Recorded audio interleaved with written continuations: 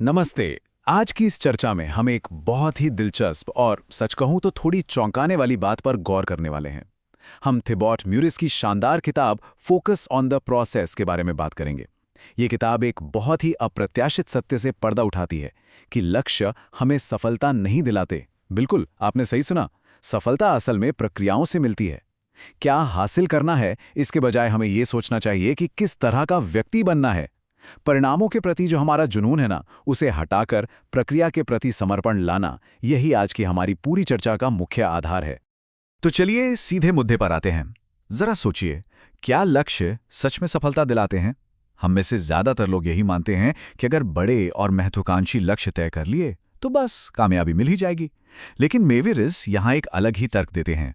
उनका मानना है कि ये लक्ष्य अक्सर हमारे लिए एक मनोवैज्ञानिक जाल बन जाते हैं। होता क्या है कि लोग सिर्फ परिणामों के पीछे भागने लगते हैं और उन प्रणालियों या सिस्टम्स को बनाना भूल ही जाते हैं जो असल में उन परिणामों तक पहुंचाते हैं। है ना सोचने वाली बात? आज हम जिन मुख्य बिंदुओं पर बात करेंगे वो हैं, पहला, लक्ष्यों का जाल।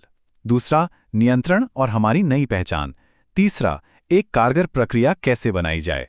चौथा, आदतें और ट्रैकिंग।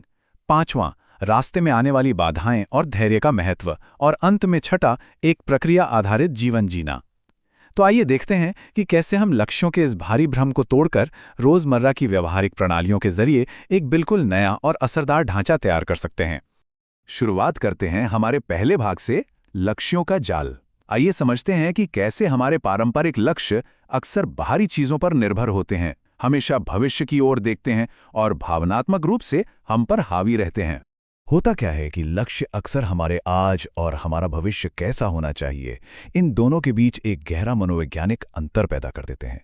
और जानते हैं इस अंतर से क्या होता है? इससे पैदा होता है तनाव, खुद को जज करना यानी आत्मनिर्णय, काम को टालने की आदत और वो सब कुछ या कुछ नहीं वाली सोच। अब ध्यान देने वाली बात यह है कि समस्या लक्ष्य में नहीं है, समस्या है उन लक्ष्यों के साथ हमारे अत्यधिक जुड़ाव में। अगर हम लक्ष्यों को सिर्फ एक दिशा निर्देश की तरह इस्तेमाल करें तो वे बहुत काम के हैं। सीधी सी बात है, लक्ष्य एक दिशा सूचक या कंपास की तरह होने चाहिए, ना कि किसी स्कोर कार्ड की तरह। चलिए अब दूसरे भाग की ओर बढ़ते हैं, नियंत्रण और नई पहचान। परिणामों के प्रति जो हमारी लत लग चुकी है, उसका मनोवैज्ञानिक इलाज क्या है? इसका सबसे बेहतरीन तरीका है उन चीजों पर ध्यान देना जिन्हें हम अपने रोजमर्रा के जीवन में सचमुच नियंत्रित कर सकते हैं। और ये बात यहाँ बहुत ही शानदार तरीके से स्पष्ट होती है। देखिए, बहुत सी चीजें पूरी तरह से हमारे नियंत्रण से बाहर हैं, जैसे कि हमारा व्यवसाय कितनी तेजी से बढ़ रहा है, सोशल मीडिया पर फॉलोअर्स कितने हैं, या हमारे शरीर में क्या बदलाव आ रहे हैं। लेकिन जरा सोचिए, हमारे नियंत्रण में क्या है? हमारा अपना प्रयास, हमारी निरंतरता, हमारी रोज की आदतें और हमारा दैनिक वातावरण। म्यूरिस समझाते हैं कि जब हम अपना पूरा ध्यान सिर्फ उन कार्यों पर लगाते हैं जो हमारे हाथ में हैं, तो हमारी भावनात्मक स्थिरता और मानसिक शांति तुरंत वापस आ जाती है। ये एक बहुत बड़ा बदलाव है। अब जो बात यहाँ सच में बहुत दिलचस्प है वो ये है, पहचान मिट्टी है और आदतें पौधे हैं। कितनी गहरी बात है। लोग अपने लक्ष्यों तक इसलिए नहीं पहुंच पाते क्योंकि उनकी जो वर्तमान पहचान है वो उन्हें पीछे खींच लेती है। मान लीजिए कोई व्यक्ति अंदर से खुद को ऐसा मानता है जो हमेशा हार मान लेता है, तो जाहिर सी बात है उसका व्यवहार भी बिल्कुल वैसा ही होगा। लेकिन मजा तो तब है जब आप अपनी पहचान बदलते हैं, क्योंकि पहचान बदलते ही आदतें अपने आप बदल जाती हैं। साधारण शब्दों में कहें तो बस मिट्टी बदल दीजिए, पौधे अपने आप एक नए और बेहतर तरीके से उगने लगेंगे। अब हम आते हैं अपने तीसरे भाग पर, एक कारगर प्रक्रिया बनाना। चलिए, बहुत सी वैचारिक बातें हो गई, अब थोड़ा व्यावहारिक पहलुओं पर बात करते हैं। सवाल यह है कि आखिर कोई भी व्यक्ति वास्तव में एक प्रक्रिया उन्मुख जीवन का निर्माण कैसे कर सकता है? इसके लिए म्यूरिस एक ऐसी प्रक्रिया डिजाइन करने की सलाह देते हैं जो 4 महत्वपूर्ण पैमानों पर खरी उतरे। पहला पैमाना, प्रक्रिया एकदम सरल होनी चाहिए, जिसे शुरू करने में कोई झिझक न हो। दूसरा, ये टिकाऊ होनी चाहिए, जिसे लंबे समय तक आसानी से जारी रखा जा सके। तीसरा, ये संरेखित या अलाइंड होनी चाहिए, मतलब आपकी मूल पहचान से गहराई से जुड़ी होनी चाहिए। और चौथा, ये मापने योग्य होनी चाहिए, जिसे आप ट्रैक कर सकें। सच कहूं तो एक बेहद प्रभावी और शानदार प्रणाली तैयार करने का ये सबसे बुनियादी और व्यावहारिक कदम है। अब यहाँ न्यूनतम व्यवहार्य कार्य या मिनिमम वायबल एक्शन का शानदार विचार सामने आता है। इसका सीधा सा मतलब है वो सबसे छोटा संभव कदम उठाना जो आपको आपके लक्ष्य की तरफ ले जाए। उदाहरण के तौर पर, मुझे एक पूरी किताब लिखनी है, ऐसा सोचने के बजाय क्यों ना प्रतिदिन 200 शब्द लिखने का संकल्प लिया जाए।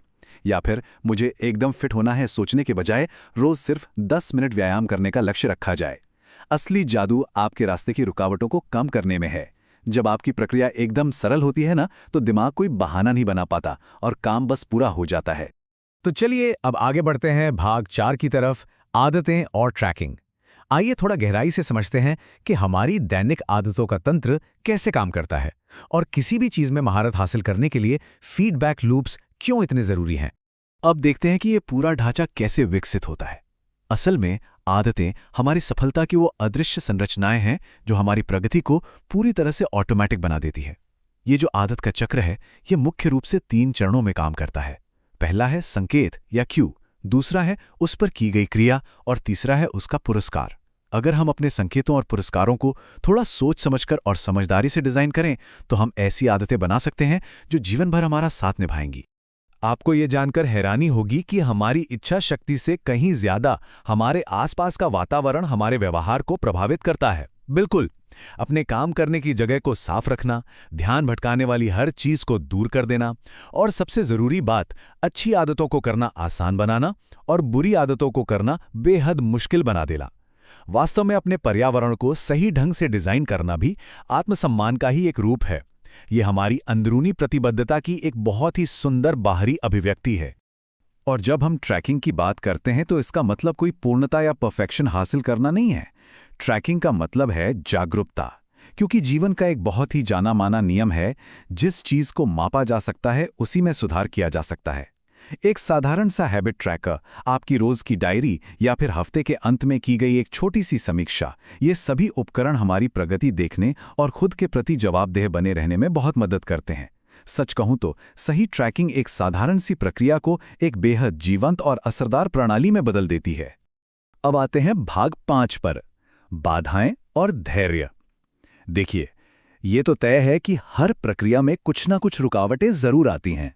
कभी काम में ऊब महसूस होना, कभी प्रेरणा की भारी कमी लगना या फिर मन का वो भावनात्मक प्रतिरोध। ये कुछ ऐसी चुनौतियां हैं जिनका सामना करना ही पड़ता है। यही तो इस पूरी यात्रा की सबसे बड़ी वास्तविकता है। जब भी लगे कि प्रेरणा की कमी हो रही है और काम रुक रहा है, तो उस गति को वापस पाने के लिए म्यूरिस कुछ बेहद शानदार और व्यावहारिक उपकरण सुझाते हैं।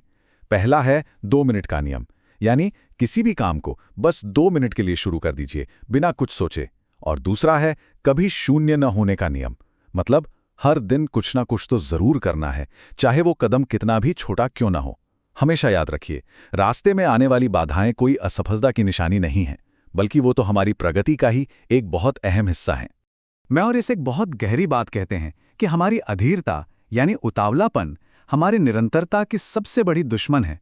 जब हम रातों रात परिणाम की उम्मीद करने लगते हैं तो बहुत जल्दी हार भी मान लेते हैं। असल में धैर्य सिर्फ इंतजार करना नहीं है, ये एक अनुशासन है, एक मजबूत मानसिकता है और आज की दुनिया में ये आपका सबसे बड़ा कंपेटिटिव एडवांटेज है। उस समय सीमा पर पूरा भरोसा करना बहुत जरूरी है, भले ही अभी आपको कोई परिणाम दिखाई न दे रहे हों। धैर्य रखें, प्रक्रिया काम कर रही है। और अब हम पहुंच चुके हैं अपने आखिरी भाग 6 पर, प्रक्रिया आधारित जीवन। ये आज की हमारी चर्चा का सबसे अहम बिंदु है, जहां हम इस पूरे दर्शन को जीवन जीने के एक बड़े और व्यापक तरीके में पिरोएंगे। ये सिर्फ ज्यादा काम करने या उत्पादकता बढ़ाने का कोई फॉर्मूला नहीं है। सच मानिए, ये तो जीवन जीने का एक पूरा नया नजरिया है। तो इस पूरे किताब से जो सबसे महत्वपूर्ण बात निकल कर आती है वो ये है कि कोई भी व्यक्ति अपने लक्ष्यों के स्तर तक कभी नहीं उठता, बल्कि वो हमेशा अपनी प्रक्रियाओं के स्तर तक गिर जाता है। जरा इस पर विचार करें। एक सही दिशा तय करना, एक बेहद सरल सी प्रक्रिया तैयार करना और सबसे जरूरी, हर दिन उस काम के लिए उपस्थित होना, बस यही सफलता की इकलौती कुंजी है। सफलता कोई अचानक से होने वाला चमत्कार नहीं है, ये तो बस एक अच्छी और मजबूत प्रक्रिया का बहुत ही स्वाभाविक सा परिणाम है। परफेक्शन के पीछे भागने की आदत और परिणामों के प्रति जो हमारा जुनून है, उससे पूरी तरह आज़ादी पाना ही फोकस ऑन द प्रोसेस का असली सार है। तो जाते जाते मैं एक बहुत ही विचारोत्तेजक प्रश्न के साथ इस चर्चा को खत्म करूंगा। आज कौन सी नई प्रणाली बनाई जाने वाली है, अपनी दैनिक प्रणालियों पर आज से बल्कि अभी से काम शुरू करना एक शानदार नई शुरुआत हो सकती है। तो बस सोचना बंद कीजिए और प्रक्रिया शुरू कीजिए। आज की इस चर्चा में हमारे साथ जुड़ने के लिए बहुत बहुत धन्यवाद।